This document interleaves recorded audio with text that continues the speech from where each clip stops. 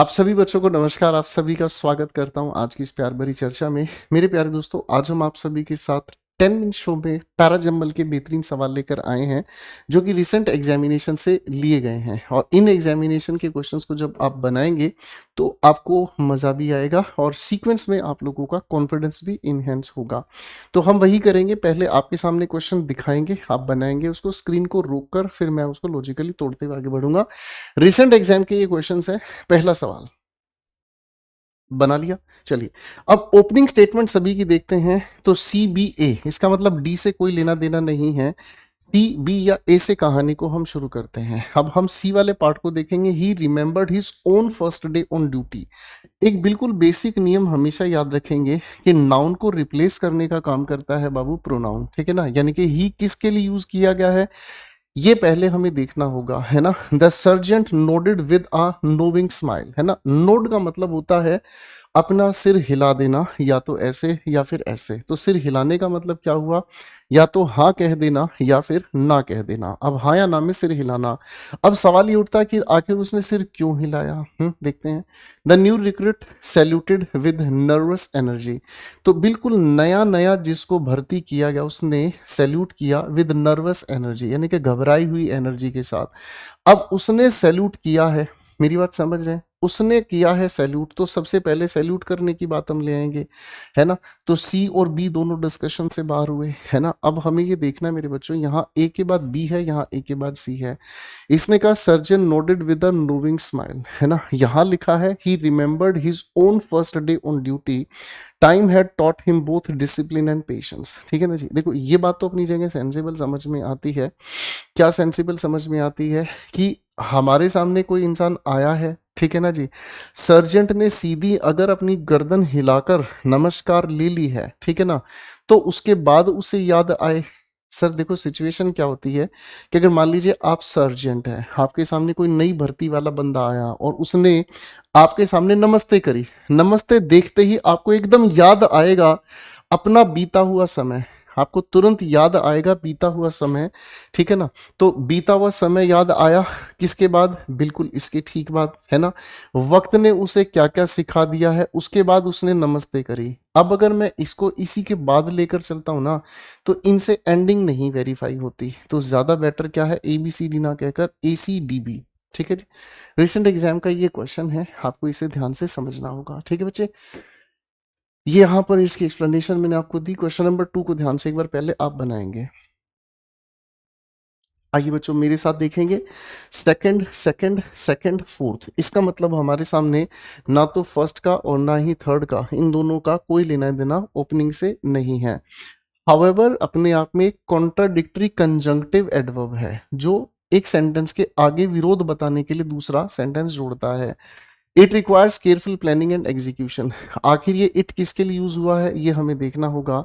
Launching a new product can be exciting venture. एक नया product launch करना एक एक्साइटिंग वेंचर हो सकता है ना।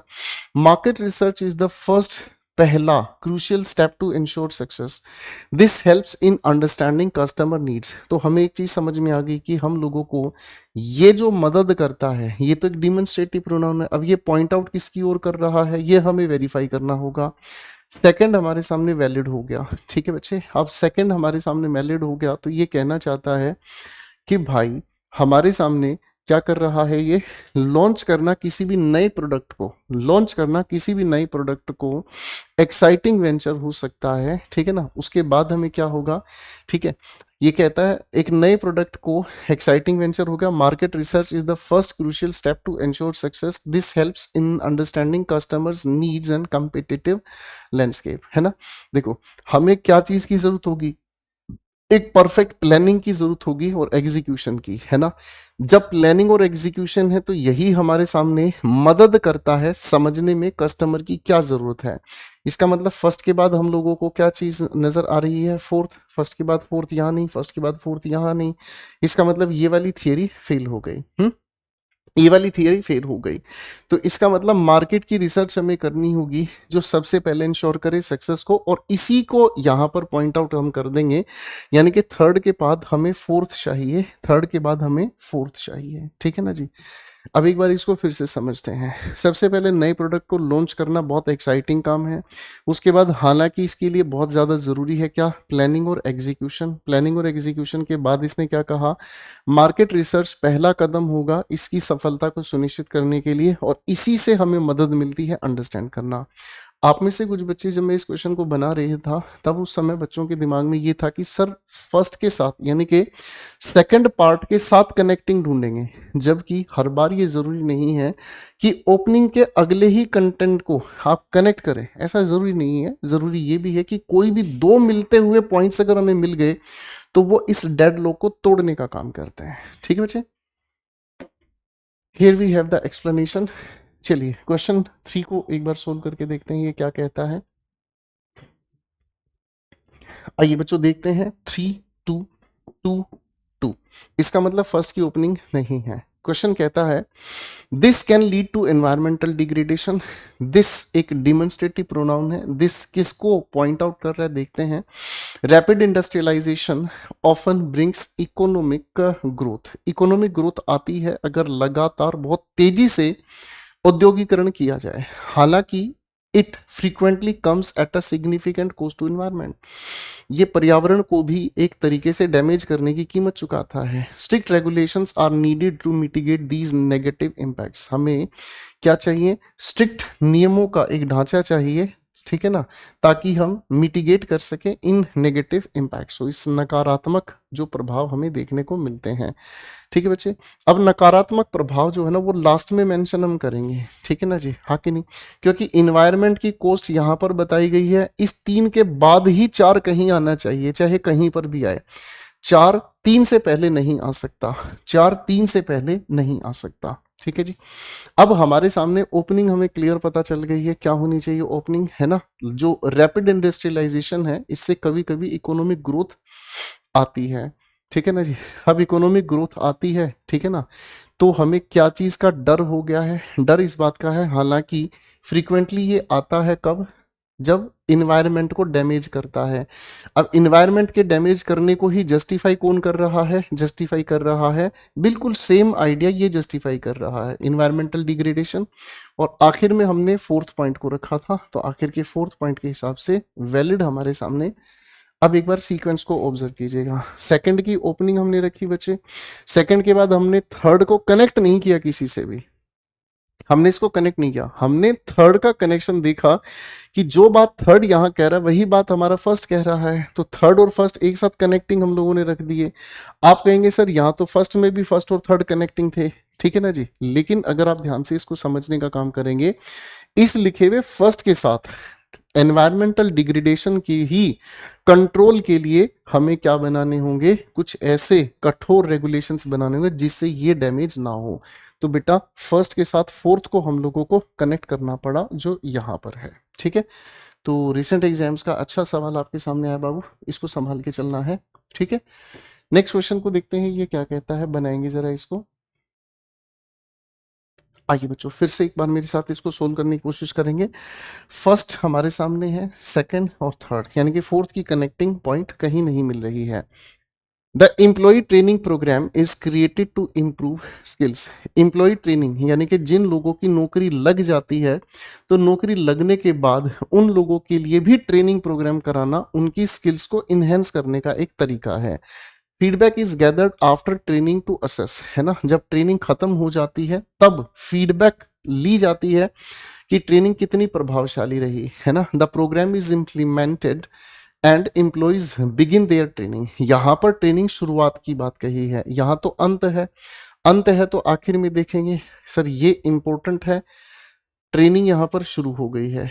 Adjustments are made based on the feedback collected, और बिल्कुल आखिर में जो फीडबैक कलेक्ट की जाती है, फीडबैक के आधार पर एडजस्टमेंट्स की जाती हैं, ताकि आने वाले समय में जब दोबारा ट्रेनिंग प्रोग्राम लगाए तो उसके अंदर भी हमें क्या सुधार रखना है। यानी कि सेकंड के बाद फोर्थ हमें कहाँ पर मिल रहा है, यहाँ पर मिल रहा है, बाकी सारी बातें एंडिंग पॉइंट फोर्थ हमें चाहिए, ठीक है जी। Here we have the answer, बिल्कुल सही आंसर गया हमारे इस तरफ से। क्वेश्चन नंबर 5 थोड़ा बड़ा है, घबराएंगे नहीं, पहले एक बार इसको ध्यान से देखेंगे। आइए बच्चों क्वेश्चन के ऑप्शंस को ध्यान से देखते हैं, ये फर्स्ट, ये सेकंड, ये यानी कि फोर्थ से कनेक्टिंग पॉइंट कोई नहीं मिल रहा है। The final draft is prepared after multiple revisions and feedback sessions. कोई बात नहीं, फाइनल ड्राफ्ट की बात कही है, यहाँ पर फर्स्ट ड्राफ्ट की बात कही है, तो फर्स्ट और फाइनल जो है ना वो कहीं ना कहीं आपस में जुड़े हो सकते हैं। The feedback is analyse and changes are made to improve the draft. ठीक है ना, फीडबैक का विश्लेषण किया जाता है, परिवर्तन किए जाते हैं, है ना, उसके बाद हम लोगों को ड्राफ्ट में इंप्रूवमेंट देखने को मिलता है। ये तो बाद की बात है ना, बाद की बात है। सबसे पहले आप क्या करेंगे, पहले एक ड्राफ्ट बनाया जाता है और उसके बाद टीम के साथ उसको शेयर किया जाता है। इसके ठीक बाद क्या होने वाला है, इसके बाद उसी टीम के सारे लोग इस फीडबैक को रिसीव करते हैं, एनालाइज करते हैं, इसमें चेंजेस कर रहे होते हैं, है ना, मेरी बात समझ रहे हैं, ठीक है ना। और उसके बाद देखो हमें समझ आया, सेकंड की हम ओपनिंग रख लेंगे ना, तो सेकंड की ओपनिंग रख लेंगे तो सेकंड के बाद इधर थर्ड है और इधर सेकंड के बाद फर्स्ट है। तो पहले ड्राफ्ट को हम लोगों ने क्या किया, टीम के साथ शेयर किया। इसके तुरंत बाद फाइनल ड्राफ्ट तो नहीं आएगा, यानी कि फर्स्ट के सेकंड के बाद फर्स्ट नहीं आएगा, सेकंड के बाद थर्ड ऑप्शन ही एक अकेला बचता है। ठीक है बच्चे, आइए बच्चों नेक्स्ट क्वेश्चन की ओर बढ़ते हैं। क्वेश्चन नंबर 6 की तरफ चले गए अब हम।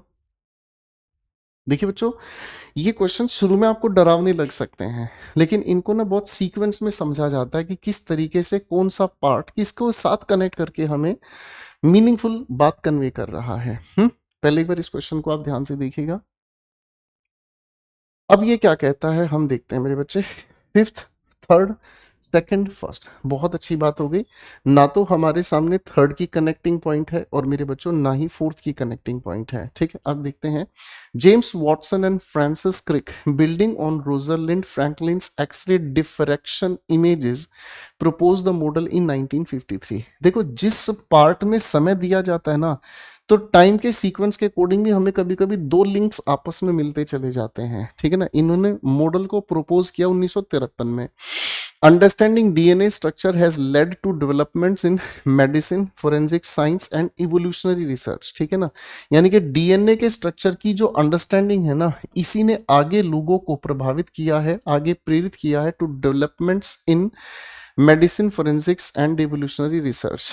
ये भी ठीक है। Their findings demonstrated how DNA stores genetic information through base pairing. और इन्हीं के जो परिणाम निकले, है ना, इन्हीं के जो परिणाम निकले हैं, परिणाम किस चीज के निकले अभी तो ये ढूंढने पे की बात है। ठीक है ना जी। This discovery revolutionised biology, paving the way for advances in genetic engineering and biotechnology. ठीक है जी। The discovery of DNA's double helix structure was a major breakthrough. Opening हमारे सामने यहाँ पर बनेगी, चाहे कुछ भी हो जाए, क्योंकि इसी ने डीएनए की खोज बताई है जिसके अंदर डबल हेलिक्स स्ट्रक्चर जो है ना, ये एक बहुत बड़ा ब्रेक थ्रू था किसमें, जेनेटिक्स में। तो ओपनिंग हमारे सामने मिल गई है जी, लगभग हमारा सारा सवाल यहीं से हल हो गया। ओपनिंग जिस ऑप्शन की मिल जाए हमें, उससे आगे सोचने की जरूरत नहीं है। यहाँ डीएनए की बात कही गई है, इन दोनों ने मिलकर इस प्रोसेस को, इस मॉडल को 1953 में सबसे पहले रखा। इसके बाद इसने थर्ड क्या कहा है, इनका जो रिजल्ट निकला, इन दोनों भाइयों का रिजल्ट है ना, वैसे भी हमें पता चल रहा था कि इन दोनों के लिए देर यूज हुआ, इन दोनों के इस मॉडल का परिणाम क्या है वो ये है। तो क्वेश्चन बहुत आसान था, देखने में बहुत मुश्किल लग रहा था, और मैं तो उन बच्चों के बारे में सोच रहा हूँ जो बच्चे इसको ट्रांसलेट कर रहे थे। मेरे बच्चों, ये पैराजम्बल के जो क्वेश्चंस होते हैं ना, ये क्वेश्चंस हाइड एंड सीक वाले होते हैं। इसमें आपका एक लिंक छिपा होता है, बस उसको ढूंढना है, समझे। इसको डिटेल में समझने के लिए और अच्छे से प्रैक्टिस करने के लिए आपको ग्रामर की बहुत अच्छी नॉलेज होनी चाहिए। ठीक है ना। चलिए एक क्वेश्चन और आपके सामने है बेटा, क्वेश्चन नंबर 7। आइए बच्चों मैं बनाता हूं इस क्वेश्चन को, फर्स्ट, फोर्थ, इधर थर्ड, इधर फिफ्थ, है ना। इसका मतलब हमारे सामने सेकंड की ओपनिंग कनेक्टेड नहीं है ना। चलिए अब इसको देख लेते हैं, ये क्या कहना चाहता है हमें। Without keystone species entire ecosystem can collapse leading to significant biodiversity loss, है ना। किसके बिना, कीस्टोन स्पीशीज के बिना पूरा जो इकोसिस्टम है वो कोलैप्स हो जाएगा, खराब हो जाएगा, खत्म हो जाएगा।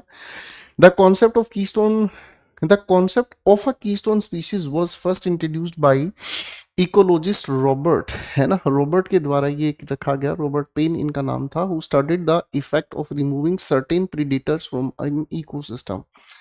मुझे कुछ कुछ ऐसा लग रहा है, एक फूड चेन का कॉन्सेप्ट हमने बचपन में पढ़ा था कि ये उसे खाता है, वो उसे खाता है, वो उसे खाता है। कुछ कुछ उसी से मिलती जुलती यहाँ पर बात है, ठीक है ना जी। और अगर मैं थोड़ा ध्यान से सोचूं ना मेरे बच्चे, अगर मैं थोड़ा सा ध्यान से सोचूं तो मुझे ये भी समझ में आ रहा है कि ये जो सेकंड पार्ट है ना, ये इस पहले से भी पहले आने वाला है। Keystone species play a disproportionately, है ना, देखो प्रोपोर्शन अपने आप में समानुपात होता है ना, और डिस का मतलब नेगेटिव, यानी कि जिसके अंदर समान अनुपात से काम नहीं करता। Large role in maintaining the structure and stability of the ecosystem. For example, sea otters help regulate sea urchin populations, preventing the destruction of kelp forest. एक एग्जाम्पल दिया है जो इसी को कनेक्ट करके बता रहा है। This idea revolutionised by highlighting how some species have a far greater impact on their environmental than others। देखो, कीस्टोन स्पीशीज के बारे में ना यहाँ बताया ना यहाँ बताया, यहाँ पर इसने इस कॉन्सेप्ट का इंट्रोडक्शन किया, पर हमारी किस्मत खराब ये है कि सेकंड को कहीं ओपनिंग पे नहीं टिकाया, है ना। तो कीस्टोन का जिक्र सिर्फ यहीं पर है। ओपनिंग स्टेटमेंट थर्ड से लेके चलते हैं, तो थर्ड इसकी शुरुआत में नहीं, इसकी शुरुआत में थर्ड के साथ सेकंड यही कनेक्ट हो गया, आंसर मिल गया हमारे सामने, ठीक है। तो ओपनिंग भी कई बार हमारी मदद कर देती है। अगर क्रिकेट में ओपनर अच्छा आ जाए तो पूरा मैच सुधर जाता है ना भाई। चलिए बाबू, एक क्वेश्चन और बनाते हैं, क्वेश्चन नंबर 8। पहले आप बना के देखेंगे इसको।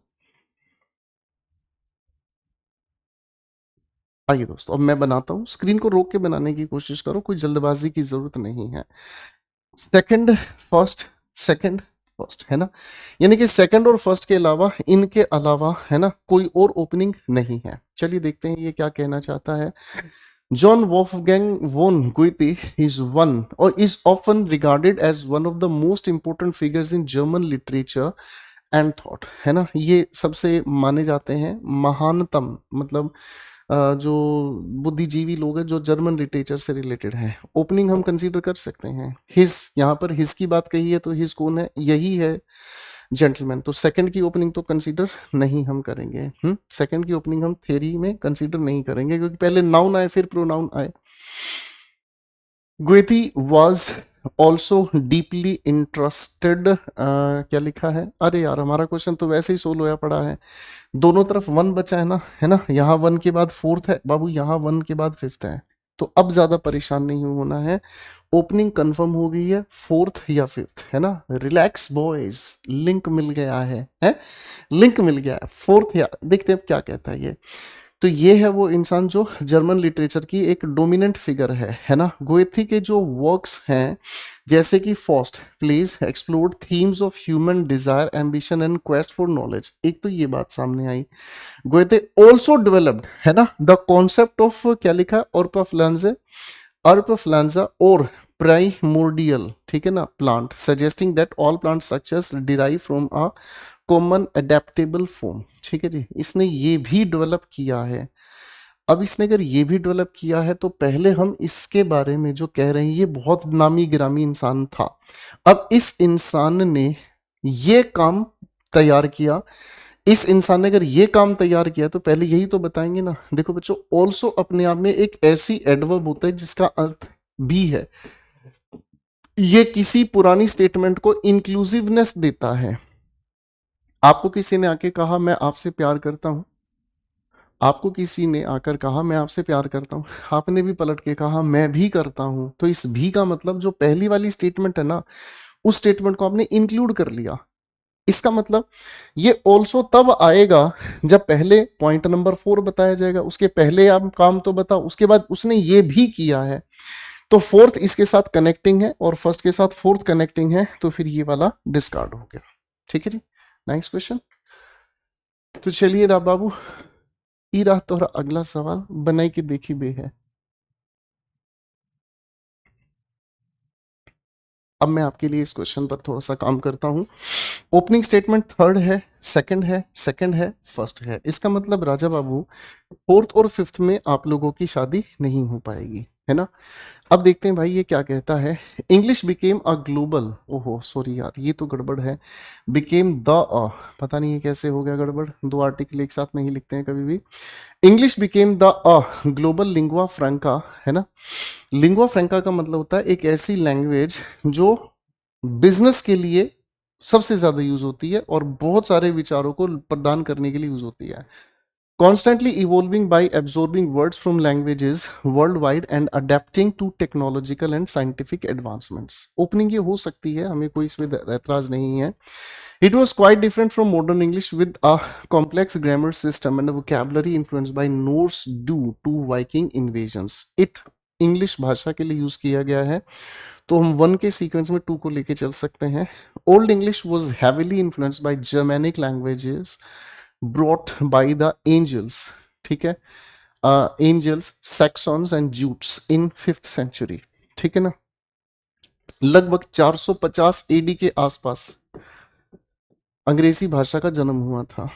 The Renaissance and invention of printing press helped standardise English spelling grammar leading to rise of early modern English. देखो एक बात तो हमें समझ में ये आ गई, पहले ओल्ड इंग्लिश की बात आप करो, बाद में मॉडर्न इंग्लिश की बात करो, इसका मतलब 3 के बाद 4 आना चाहिए, 4 3 से पहले नहीं आ सकता, 4 3 से पहले नहीं आ सकता, नहीं आ सकता, बिल्कुल नहीं आ सकता सर। दो चीजें क्लियर हो गई।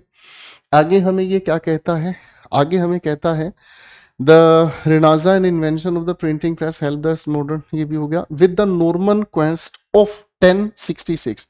देखो एक बात को समझिएगा मेरे भाई, यहाँ पर हमारे सामने 5th सेंचुरी का जिक्र किया है, यहाँ पर ये 1066 में चला गया, तो ये वाली बात और बाद में हमें कहनी होगी, तो थर्ड की ओपनिंग टिका देते हैं, ज्यादा बेहतर हो गई। फर्स्ट की ओपनिंग पहले ही कैंसिल हो चुकी है ना, तो थर्ड की ओपनिंग केवल यही है, यहाँ नहीं है, तो यही इसके लिए करेक्ट आंसर है। अब इस लिखे हुए क्वेश्चन का सेंस को समझिएगा।